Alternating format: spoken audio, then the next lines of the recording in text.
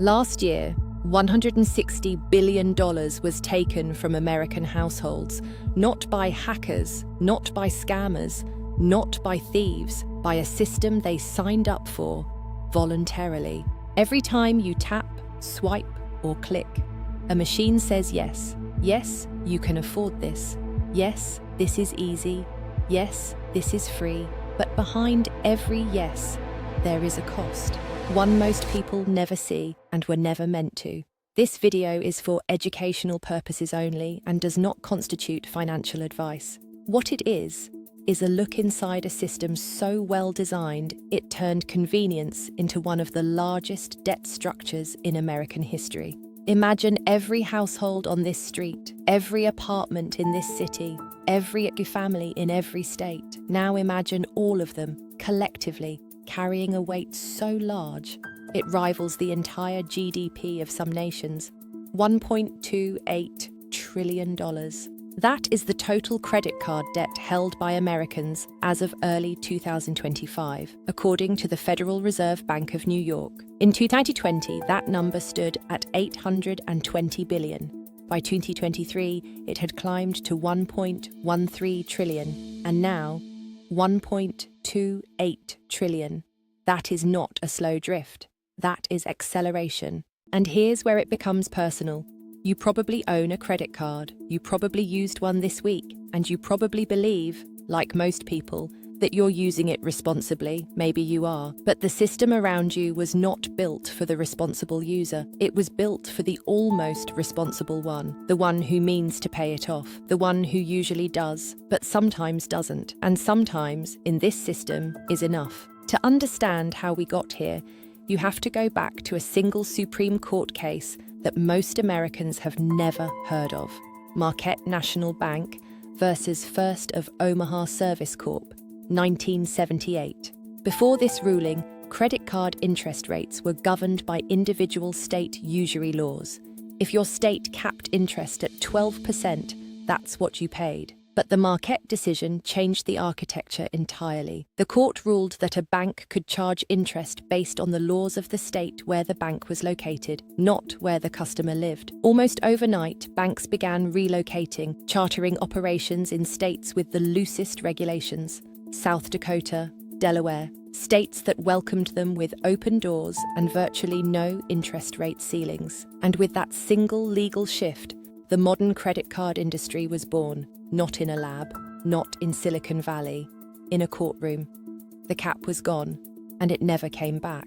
Every credit card in your wallet is connected to a machine, not a physical one, a financial one. A system with 3 interlocking components, each generating revenue in a different way from a different behavior. We're calling it the credit card profit engine, and it runs on 3 cylinders. Think of your credit card balance like water sitting in a tank. Every month you don't drain the tank completely. Every month you leave a balance behind. The water level rises on its own. That rise is interest. The average annual percentage rate on a general-purpose credit card in the United States today is approximately 25%. Let that settle for a moment.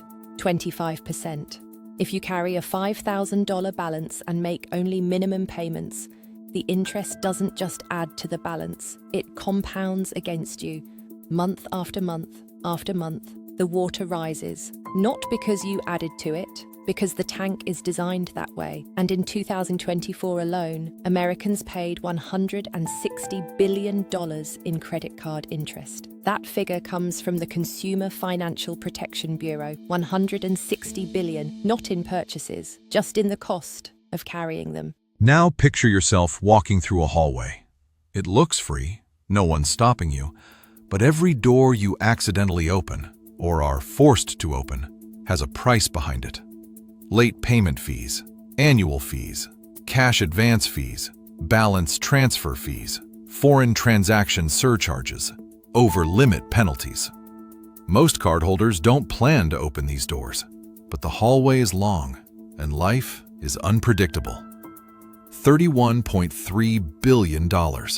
That's how much Americans paid in credit card fees in a single year, according to the CFPB.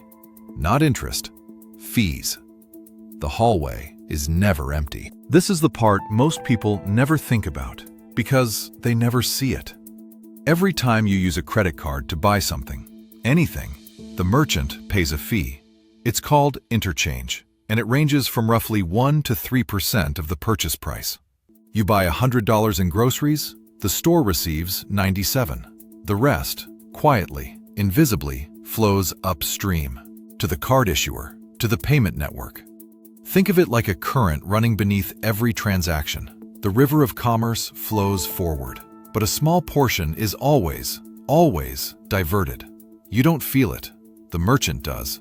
But often, that cost is baked back into the price you pay for goods and services, whether you use a credit card or not. Interest, fees, interchange, 3 cylinders, 1 engine. And it runs 24 hours a day, 7 days a week, on every purchase, in every store, in every state. Not every cardholder experiences this system the same way, and that's by design. Cardholder A pays the full balance every month. They earn rewards. They pay no interest. They use the card as a tool, and in many ways, the system pays them to participate. For this user, the credit card is a net positive. Cardholder B carries a balance occasionally. A medical bill here, a car repair there. They intend to pay it off. They mostly do. But those few months of carried balances, at 25%, add up faster than they expect. This is where the engine begins to find traction. Cardholder C pays only the minimum each month. They are not irresponsible. They are often simply stretched, managing rent, utilities, childcare, and groceries on a paycheck that doesn't bend far enough. For this user, the credit card becomes a long-term cost center, compounding month after month with no clear exit. This is not a moral judgment, it is a structural observation. The system profits most, not from those who use credit perfectly, but from those who use it almost perfectly. The margin between convenience and cost is razor thin, and it is in that margin where the engine runs hottest. So why do intelligent, capable people end up carrying debt they didn't plan for? The answer isn't stupidity. It's not laziness. It's neuroscience. Behavioral economists call it hyperbolic discounting, the brain's deeply rooted tendency to value what it can have now far more than what it could save later. A purchase today feels real. A bill 30 days from now feels abstract. Credit cards exploit this gap. They separate the moment of buying from the moment of paying. And in that separation, that space between swipe and statement, the brain relaxes. The pain of spending is deferred. And deferred pain often feels like no pain at all. Then there's the minimum payment, a number so small, so manageable, it feels like progress. $35 on a $4,200 balance. That's not a repayment plan. That is a treadmill. But the number feels safe. It anchors the mind to a low figure and quietly discourages paying more. Studies in behavioral finance have shown that the mere presence of a minimum payment suggestion reduces the amount people choose to pay, even when they can afford more. The system gives you a floor, and most people stand on it. And then, the 0% trap. Introductory 0% APR offers feel like a gift. No interest for 12, 15, 18 months. It sounds like freedom. It feels like breathing room. But research tells a different story. Consumers who accept 0% APR offers carry, on average, 69% higher balances 36 months later compared to those who never took the offer at all. Why? Because the absence of interest creates an illusion of affordability. People spend more, they carry more, and when the promotional window closes and the full APR kicks in, the balance they've built is larger than the one they started with. 0% was never the destination. It was the on-ramp. So what do we do with this? This is not a call to cut up your credit cards. It is not an argument that banks are villains or that credit is inherently destructive. Credit, when understood, is a tool, a powerful one. But tools have edges, and the sharpest edges in this system are the ones you're never shown. The interest that compounds silently, the fees that hide behind fine print, the interchange that flows beneath every transaction, the psychology that makes overspending feel rational. None of these are secrets. They're all disclosed, somewhere, in some document, in some footnote. But disclosure is not the same as understanding, and understanding is not the same as awareness. The most valuable thing you can carry into any financial system isn't a card. It isn't a credit score. It's clarity. The ability to see the full architecture of the room before you walk through it. That doesn't mean fear, it means sight. $1.28 trillion in credit card debt, $160 billion in interest, $31.3 billion in fees. These are not just numbers.